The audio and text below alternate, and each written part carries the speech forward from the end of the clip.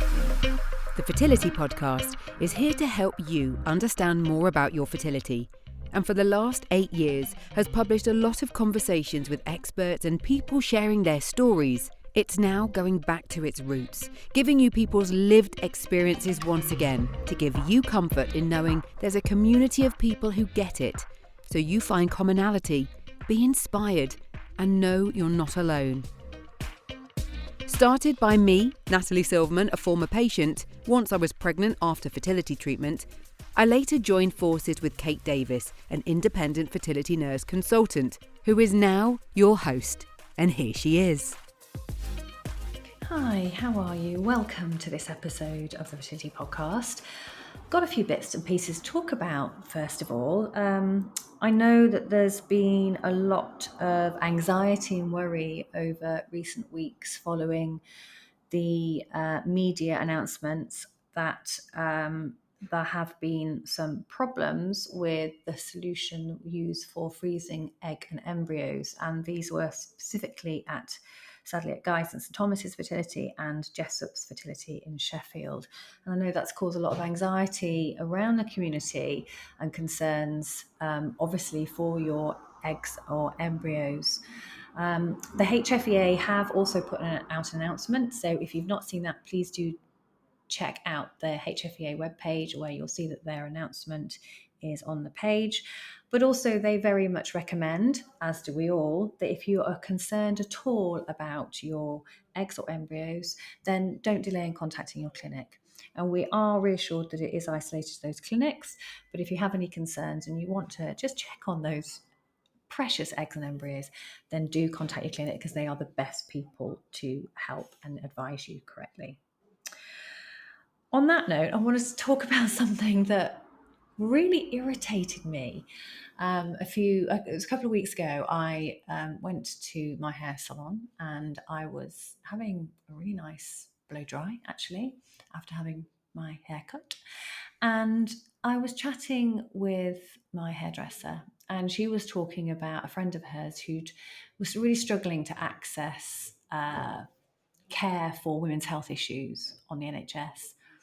And this is something that I feel really strongly about. And last year, the government published the Women's Health Strategy, which part of that was to improve access to healthcare for women, and clearly identifying that we're 51% of the population, but unfortunately we are the least researched and the least funded area of healthcare.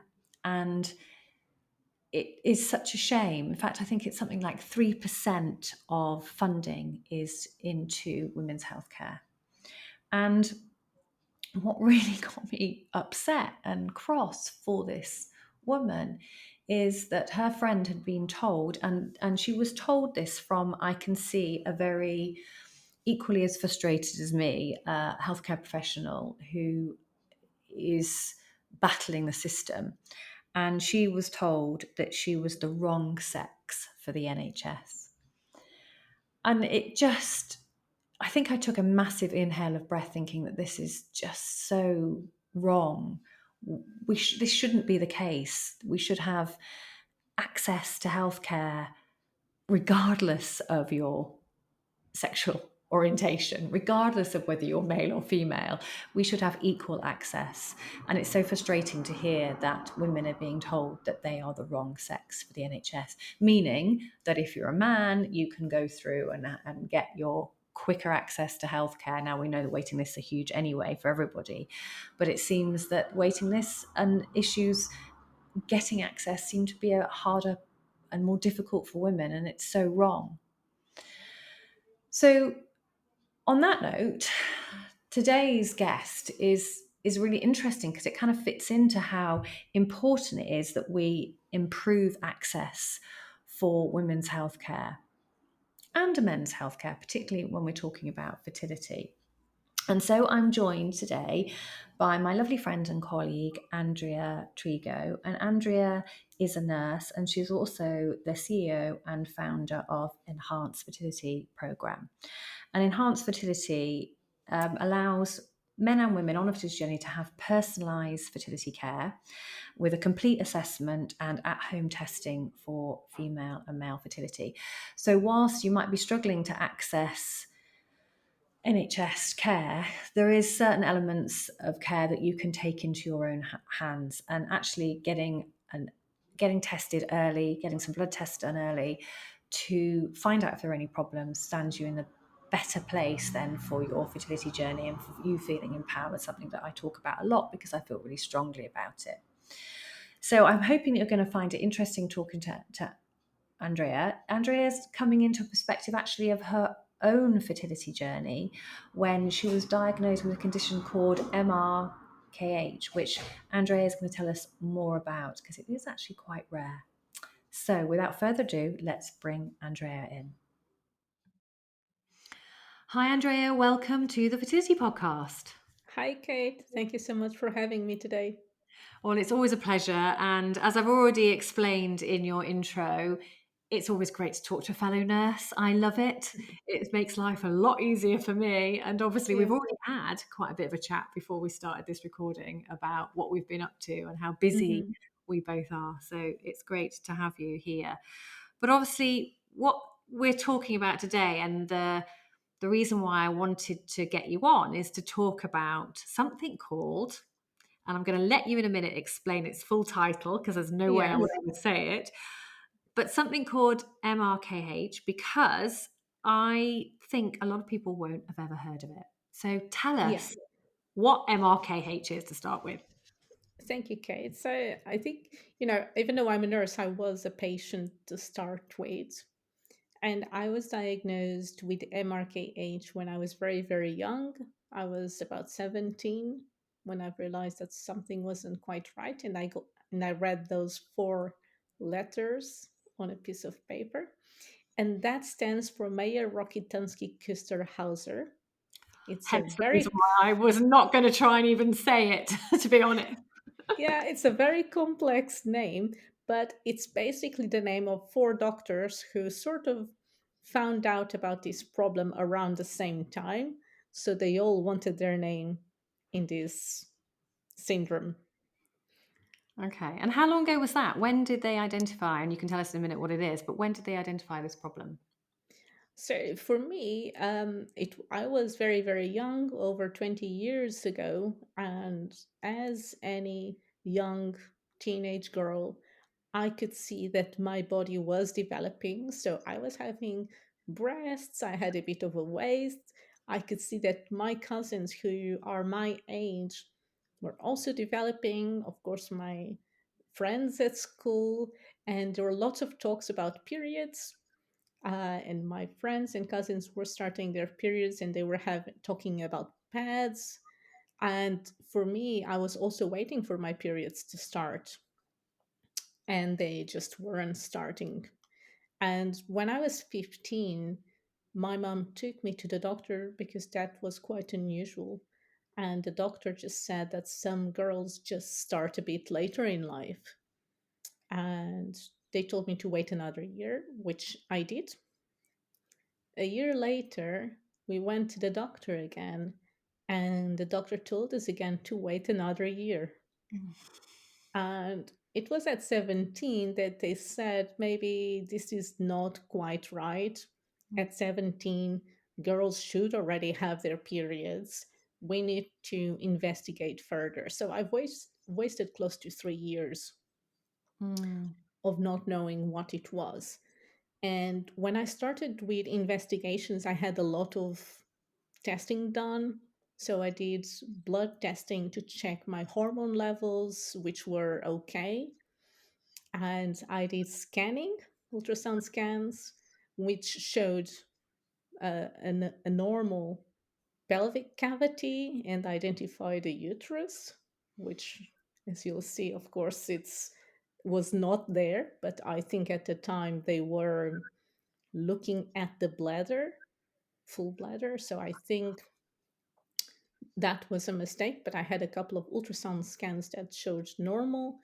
Wow. I had karyotype testing, which showed I was female. I was told that maybe the reason why I didn't have periods was because I was too skinny. So I was told to put on a bit of weight, which I did. And then I was even told that maybe I should try the pill to trigger a bleed, which I did a couple of times and there was no bleed. Mm. So all of that took a long time as well. So it was when I was almost close to 18 when that doctor told me maybe you need to see a gynecologist, because at that point I was only being seen by an endocrinologist. So the gynecologist, I remembered it so well, asked me to get undressed and lay on the examination table with our legs up, as women are so used to. And I was feeling so confident because I think that's just something normal and expected. I have a big family of women when everyone is used to, very open and used to going to the doctor. Yeah. And she tried to do an examination and she couldn't. And it was very, very painful for Mm. me. Mm. Um, so she told me to get dressed and sit. And that's when she said that she thought that I had been born without a uterus, without a vagina, and that I might have to have surgery to reconstruct my vagina.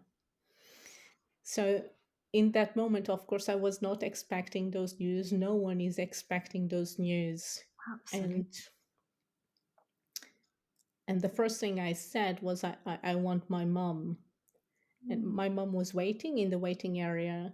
She had my sister in her arms. My sister was a baby at the time, so my mom came into the consultation room, and the doctor said the same thing. I think Andrea doesn't have a uterus. I don't think she has a vagina. We need to refer her to the NHS to have further investigations, but she might need surgery.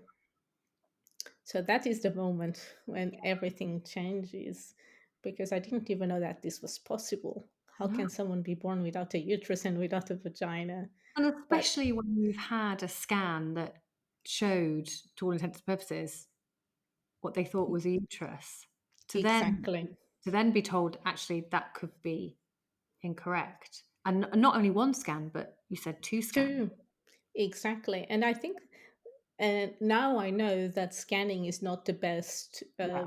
tool to diagnose MRKH, but at the time that's what's it's just one of those basic investigations that Mm. they asks us to do, but it's not the best to diagnose that this.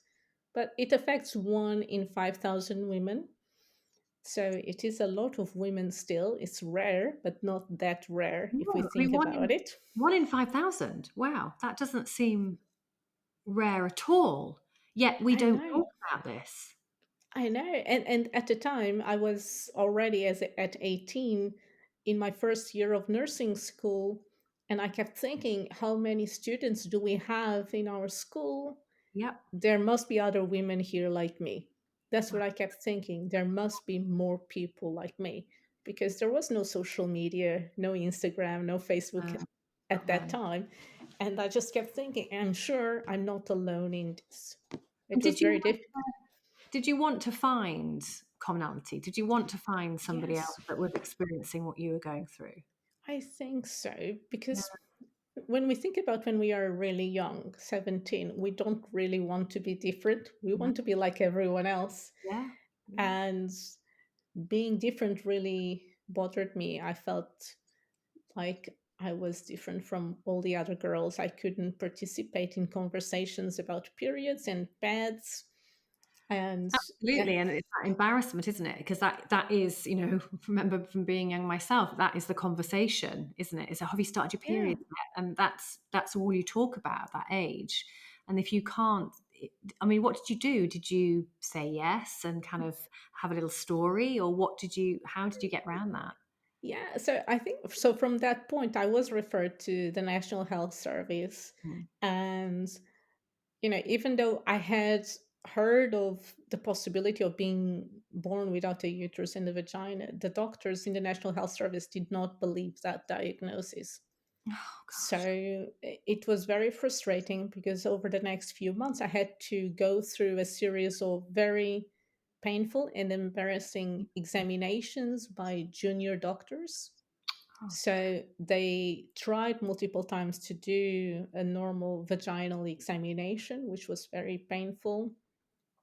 I cried a lot, no, Andrea. uh, and and it was only when they suggested that I had a laparoscopy, which is a procedure where they insert the camera in the abdomen, and by that point it was so much pain that I felt, just do whatever you need to do as Mm. long as I'm under anesthesia. I just don't mind, but I don't want to go through another vaginal examination because it's very painful. I mean, it almost seems the way you were treated quite barbaric. Do you think things have changed for diagnosis Mm. now of MRKH? Is it simpler for women coming behind you? I think when we talk about the UK, I think diagnosing here is actually very good. Okay. The UK has teams that are dedicated to this problem, and they have really perfected, so they know what exams to ask for and they know how to communicate the news to Mm. young people. They Good. have specialist nurses and specialist psychologists monitoring these women throughout their whole life. So that is great. But I think it's that time between G trying to figure out GP, going to the GP, and before you being referred, that there is a big gap. Yeah. Okay. Yeah, that makes sense. And the reason why, or one of the reasons why I kind of wanted to talk to you about this Hmm. was because back in the summer, I believe Yeah. it was the first uterine transplant. And this was done Hmm. in conjunction with Imperial College and Oxford University hospitals. And it kind of, obviously I've known you for a long time and I knew your Hmm. diagnosis anyway, but that made me think, you know what, this is really interesting. And I want to talk to you about what you think. What do you think Yeah. about this as an option for the future? Does it, because it's a bit scary, isn't it? This how connotation of a transferred uterus is, it just feels a bit, I don't know, a bit scientific, a bit out there, I suppose. Yeah, yeah, it probably shouldn't because my goodness, we're doing it with other organs. So why should the uterus be any different? But I guess it's what the uterus does that makes you think, Hmm. wow, how how could that be successful going forward, especially when it then becomes for a pregnancy. Yeah. So I, what are your thoughts on it? I think that's a great question. I remember when I was in that initial consultation room and the doctor told me that I had been born without a uterus. My first question was, does that mean that I cannot have children? Mm. And she said, yes, I don't think you will be. And I just kept asking the same question over and over again as if she was going to maybe say a different answer. But Mm, so that is the most challenging thing in the world, is having to cope with not being able to have the children that maybe you dreamt of. absolutely. And when we're talking about MRKH, is what we call a complete uterine factor. So it's not an if, a maybe, you will, maybe you won't. And I understand it's so difficult for our patients who are going through other causes of infertility when maybe they're trying every cycle and there's a hope and despair. For me, in a sense, I think it was a bit easier because I knew there is no if. So I just need to, it was difficult, incredibly difficult. It's difficult every single day. But in a sense, there is no hope. Yeah, So at the time, surrogacy was not something that was widely talked about. yeah. And uterine transplants, of course, were not even something that I had ever heard of. No, Um, I understand as well from reading about it that this lady who's had a successful uterine transplant mhm. is due to have embryo transfer with a lister sometime. Well, Yeah, it said sometime this year. I don't know whether there's been an update on that at all, or whether we've heard anything. yeah, I suppose we probably won't hear anything for a while, but yeah. it'll be interesting to So, see what happens. yeah, so she has MRKH. We don't know who that woman is. And at the time, I know she chose to be anonymous. And, I really understand that. because there is so much stigma Mm. associated with alternative ways of reaching parenthood. And I'm sure that IVF, maybe 40 years ago, when it was a new thing, maybe that's how people talked about it. I think you're Uh, right. Yeah. and so people think surrogacy is really, really odd.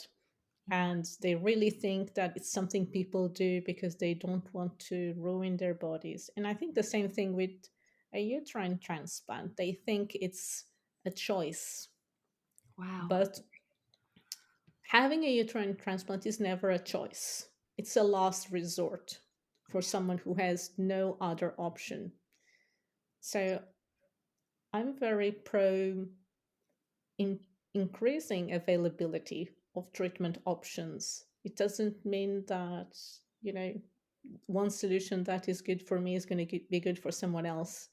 And different women with MRKH may choose to do surrogacy. Some may choose uterine transplants. Some may choose not to have children or to adopt or do whatever. But I think it's important to have those choices available. And I Absolutely. yeah, I don't see it any differently to donating No, another organ, you no. know. And I think what this has given women, or the hopefully the option Hmm. will be, well, if this goes well, and I guess we're not going to know until she hopefully has successfully delivered her baby. But what this does is it gives women hope, to answer your kind of your concerns and feelings that there was no hope. This now Yeah, does present you with the hope of potentially being able to carry your own baby in the future, if that's what you personally decided, or I'm talking you as in generally. But yeah, yeah, it absolutely. it gives women that option, because having been pregnant myself, I know how wonderful it is to be able to carry a child. It's the most wonderful Hmm. thing we have, and yet for the majority of women, it's the most normal thing. Yet Hmm. for the 5,000 women in the UK that have MRKH, it's something that is just, it's a dream, isn't it? It's a dream that it is not accessible right now. So I think having women like this lady in the UK volunteering her body to Mm, have this treatment is very commendable. I mm, think it's worth saying that even though in the UK this was the first, there's many women all over the world who already had uterine transplants, who have already given birth to healthy babies. that's good. um, so it's good to see that it's becoming more available, but it's far from being, a medical solution that would be available in the NHS, that would be available through private fertility clinics. We're not there yet. We're So st- that leads me on to kind of my next question is when we talk about accessibility for treatment, and we know how Mhm. difficult that can be, and we have the NHS and the private system, and we've got the postcode lottery. For many, like I'm thinking about, there's certain uh, male factor issues, for example, Mhm. which allow couples then to receive NHS treatment because they've Yeah. got a diagnosed male factor issue. How do you see this being in the future? Do you think that this could be the case? I know it's not there yet, but could this be the case, do you think? Uh, Sorry, I think my internet disconnected, It did. Kate. I think we're still okay. I hope we're still okay. Yeah. Yeah, it's still there. Don't worry, because we Yeah. can edit all this out. So I don't think we lost recording though, but I will check when No. we've finished. Okay. And sorry, I didn't hear your question because it cut off. That's all right. So I'll start from the beginning. So obviously, with certain male factor diagnoses, then in some circumstances, depending on what the issue is, then couples are eligible for NHS treatment because of the male factor Hmm. diagnosis. Not all, by no means all, but some of them. Yeah. Where do you think in the future? I know, like right now, clearly we're still at the experimental Hmm. stage, so it's not there. But do you see this in the future, potentially treatment being available on the NHS for women with MRKH? I would like to see that because I dream of the day when everyone who wants to grow a family is able to do so. Um, And not being able to do so naturally is already so painful. Mm. When we think about not having access to the diagnostics and treatments that we need, and having to struggle financially, emotionally, to have the treatment we need, I just want to think that one day this could be available for women who need it. I know that they have tried uterine transplants from live donors. So typically it will be either a mom donating to the daughter who doesn't have a uterus. It could be also another non related donor. It could be a deceased donor, like with any other organ donation. So those are all possibilities. And I Mm. think if it increases reproductive choice, I do think it should be available for all. But we've got to go through the science and everything first, haven't we? And all the Yeah. experimental side of it. So it'll be quite a while, I think, before we get to that point, but hopefully we'll get there. So, given the work that you do, and I'll let you kind of explain that in a moment, has that been your drive, really, given your own personal circumstances? Has that been is that your drive to create what you're doing? Yes. Yeah, absolutely, Kate. Going through infertility is so painful emotionally. And I've realized that it's this pain that stays for life. And you know whilst in the beginning I was worried because I couldn't have those conversations with my teenage colleagues. Now I'm at the stage where my friends all have children, maybe they're on their second children, and I can't share that with them. Mm, Equally, I can't give my parents the grandchildren that I think they would love to experience. And when I'm older, I will not have grandchildren of my own. So right. it's a forever loss. And I wanted to give it some positive meaning to this ultimate despair. And that's why I've decided to help other people through my work. I know that accessibility to diagnostics and care is a big problem in the UK. It's a big problem in Europe, all over the world.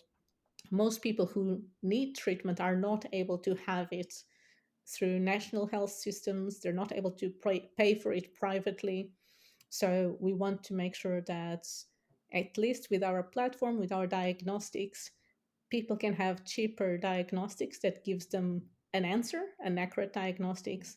And we're now working with artificial intelligence to optimize the treatment cycles so that hopefully instead of 3, 4, or 5 cycles, they can have a baby with just 1 or 2 cycles. So optimizing treatments that would be cheaper for them, more Mm, efficient for clinics, um, and improving accessibility.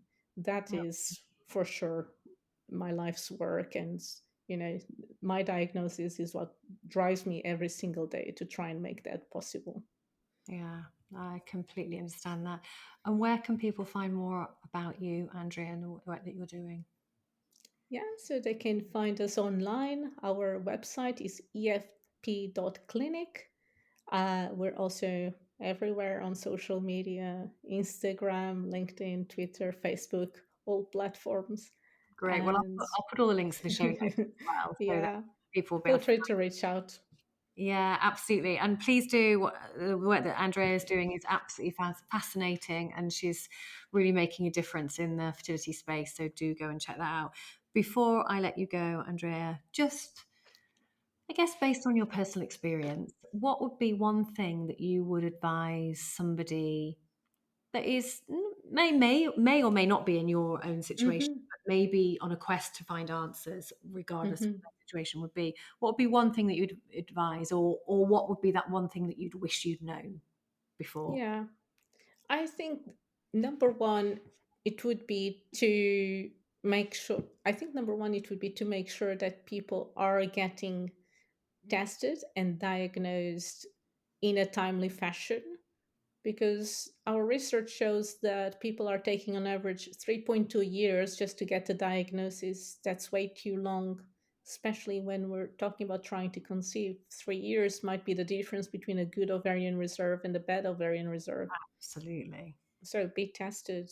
You know, I also don't think people should be tested if they haven't tried for 6 to 12 months, so give it a go naturally. Mm. But if things aren't working after 6 to 12 months, start investigating what might be happening. Yeah, I totally agree that one thing that I'm really passionate about talking about on the fertility podcast is becoming your own fertility advocate, getting empowered, getting knowledge, seeking answers, and that can make all the difference. And I think sadly, we do have to advocate for ourselves, but if you can get the knowledge and be empowered to do so, then you're halfway there, aren't you? Yeah, absolutely. Thank you, Andreia. It's been amazing talking to you. It's been fascinating hearing about your story. I'll tell you what, I'm still gobsmacked that it's 1 in 5,000 women. Something I did not know. And this is why I love this podcast, because I'm learning something every single day. So thank you so much for sharing all your knowledge, your wisdom, your own personal experience. I really appreciate it. Thank you so much, Kate.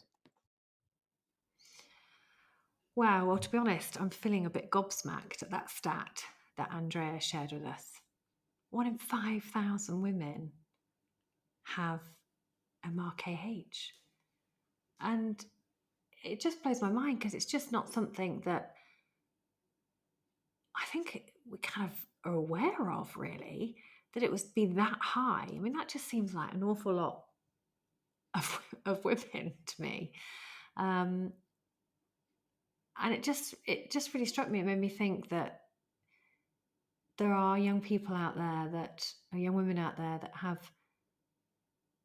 no idea, maybe are searching for answers as to why things don't seem quite right for them, and that they will be going through the same anxieties that Andreia went through as a young person, with her periods not starting and not really being able to understand why, and having investigations, some of which were embarrassing and uncomfortable, painful.